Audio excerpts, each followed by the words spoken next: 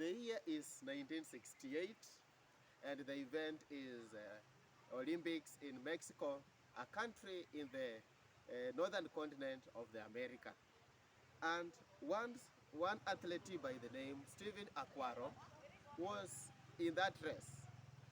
Just a few miles into the race, then he fell down. He hit his leg on the pavement, fell down, and dislocated his knee.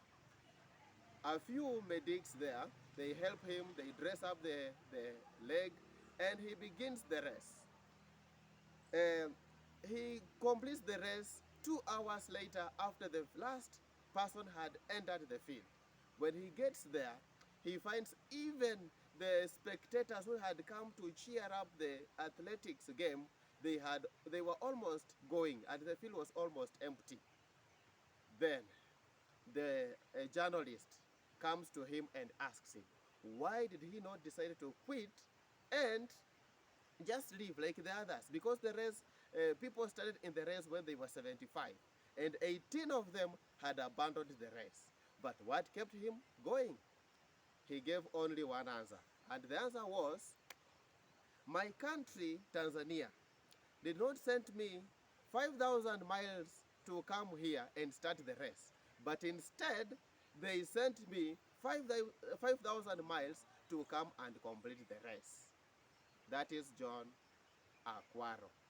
Now, in this episode, I want to welcome you all investors in this first episode of Building Lasting Empires. Now, from the story of Stephen Akwaro, John Stephen Akwaro, we can see the determination that he had when he went to represent his country. So in this case, I want to borrow that clip and bring it in this episode of Building Lasting Empires. Now, today I'm going to restrict myself to the private companies. There are quite a number of companies. We have public companies, private companies, but today I'm going to restrict myself to private companies. Now, private companies mostly you find their family businesses, family ventures, whereby the directors of the business is the husband, the wife, and the children. Those are the directors. Most of the time, the meetings, the board meetings of these companies are held at home. So, now, I want us to begin about now how the businesses start. Once the idea of starting the business has come up, you find most of the time the husbands or the fathers in a family, they start the business. And most of the time, the startup of any business is quite challenging. Working long hours, spending most of the time in the office.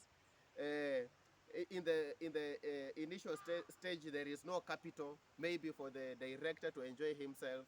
There is no money, even litigation, because there is no money to pay up the suppliers of goods and services. So you find now, after the husband has gone through, or the man in the family has laid down strategies, all of them, to bring on board the company now is on its feet. It has begun making some money.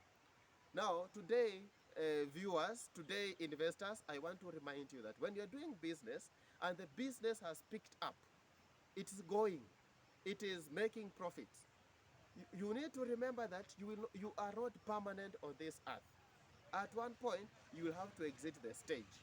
Either you hand over the mantle of leadership to another generation, or death can also separate you from the company. So today I want to encourage you, investors and my viewers, that when you're doing business, please ensure you bring your children on board, because they are your children. And in any case, they are the ones who will inherit you.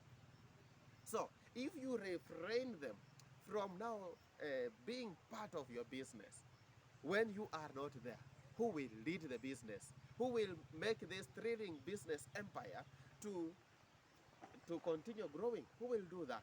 So today I want to encourage you, when you're doing business, make sure that your children are part of the business. They know your strategies, they know how you make the money, they know the foundation that you have set up for the company, they know who are your suppliers, They know who are your creditors. They know who your debtors.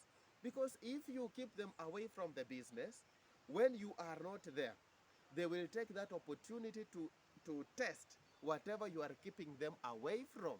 And most of the time, if they do that testing, they do that adventure, they begin embezzling funds. You find a multi-million business empire going down just because the children were never involved in this business. The children do not know the strategies. The children do not know how to maneuver around when challenges in terms of investments are on board. So please ensure that every time you start your business, even God himself did not call Noah alone. He called him Noah, his wife, and the children. So where is this notion coming from, where we put the children aside and you think you can go all alone? A business is a continuous cycle. That is why the government in this land, in Kenya, and governments all over the world, they allow you to carry your losses in case you are making losses for a period of 7 years. So this tells you that business is a continuous cycle. So if the investor, you as the investor or the director who started up the business, if you retire, there is another person who will succeed you. That is what we call corporate aggregate, not corporate soul. So today, that is, I want to give you a story of how Indians have come to beat us in this business. You will find that the the the the, the Indian, when he is